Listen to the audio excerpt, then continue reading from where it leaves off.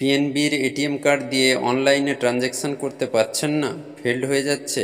তাহলে আজকে ভিডিওটি দেখতে থাকুন।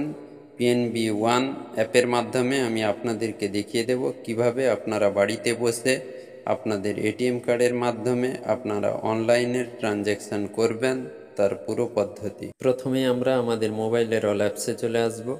অল অ্যাপসে আসার পর আমরা পিএনবি ওয়ান অ্যাপের উপরে ক্লিক করব। ক্লিক করার সঙ্গে সঙ্গে দেখুন আপনাদের সামনে অ্যাপটি ওপেন হয়ে যাবে। দেখুন ওপেন হচ্ছে। এখানে আমরা আমাদের পিন দিয়ে ওপেন করে নেব, 4 ডিজিটের পিন। দেখুন ওপেন হয়ে গেছে। ওপেন হওয়ার পর এখানে আমরা স্ক্রল করে নিচের দিকে চলে যাব। স্ক্রল করে আমরা কার্ড সেকশানে গিয়ে দেখুন ডেবিট কার্ড অপশানে চলে যাব। ডেবিট কার্ড অপশানের উপরে ক্লিক করলে দেখুন অপশান শো করছে একেবারে নিচে, এনেবল ডিসেবল ডেবিট কার্ড, যেখানে আমি মেনশন করছি তার উপরে ক্লিক করুন। ক্লিক করার সঙ্গে সঙ্গে দেখুন এখানে অ্যাকাউন্ট নাম্বার অ্যারো চিহ্নের উপরে ক্লিক করুন। ক্লিক করলে দেখুন আপনার অ্যাকাউন্ট নাম্বার শো করবে। অ্যাকাউন্ট নাম্বার সিলেক্ট করে দেবেন। তারপরে দেখুন ডেবিট কার্ড অথেন্টিকেশান, এখানে ডেবিট কার্ডের নাম্বার সিলেক্ট করে দেবেন যে ডেবিট কার্ডের আপনারা অন করতে চাইছেন। তারপরে নিচে দেখুন এক্সপায়ারি মান্থ, এখানে আপনার মাস সিলেক্ট করে দেবেন। তারপরে দেখুন এক্সপায়ারি ইয়ার, বছরটাকে সিলেক্ট করে দেবেন। তারপরে দেখুন কার্ড পিন অর্থাৎ এটিএম কার্ডের পিন নাম্বার এখানে টাইপ করে দেবেন। তারপরে কন্টিনিউ বাটনের উপরে ক্লিক করবেন।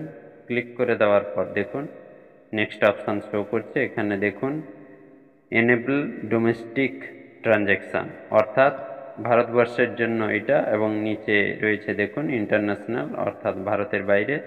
এখানে দেখুন আমার এটিএম ট্রানজ্যাকশান অন রয়েছে, পস ট্রানজ্যাকশান অফ রয়েছে, আর ই কমার্স ট্রানজ্যাকশান অন রয়েছে। অর্থাৎ আমার এটিএম কার্ড যাতে ট্রানজ্যাকশান হতে পারে অন রয়েছে, এটা অফ থাকলে তাই আপনাদের হবে না। পজটা আমার অফ ছিল তাই অন করে নিলাম। এইভাবে আপনারা যেটা চাইবেন ওই ট্রানজ্যাকশানগুলো অন করার হলে অন করে নেবেন। তারপরে সাবমিট বাটনের উপরে ক্লিক করবেন। এখানে দেখুন টি পিন অর্থাৎ ট্রানজ্যাকশান পিন এখানে টাইপ করে দেবেন। টাইপ করে দেওয়ার পর সাবমিট বাটনে ক্লিক করলে আপনার মোবাইলে একটি ওটিপি আসবে, ওটিপিটাকেও টাইপ করে দেবেন। দেখুন ওটিপি এসে গেছে, আমি ওটিপি টাইপ করে দেব।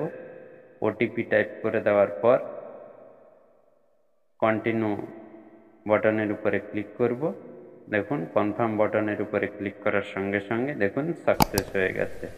অর্থাৎ এবার আমার এটিএম ট্রানজ্যাকশান এবং পস মেশিনে ট্রানজ্যাকশান এবং ই কমার্স ট্রানজ্যাকশান অর্থাৎ ডেবিট কার্ডের ডিটেলস পুট করে যেসব ট্রানজ্যাকশান করা হয় সব ট্রানজ্যাকশান আমার হবে। তো আপনারাও এইভাবে করতে চাইলে এইভাবে পদ্ধতি অবলম্বন করুন।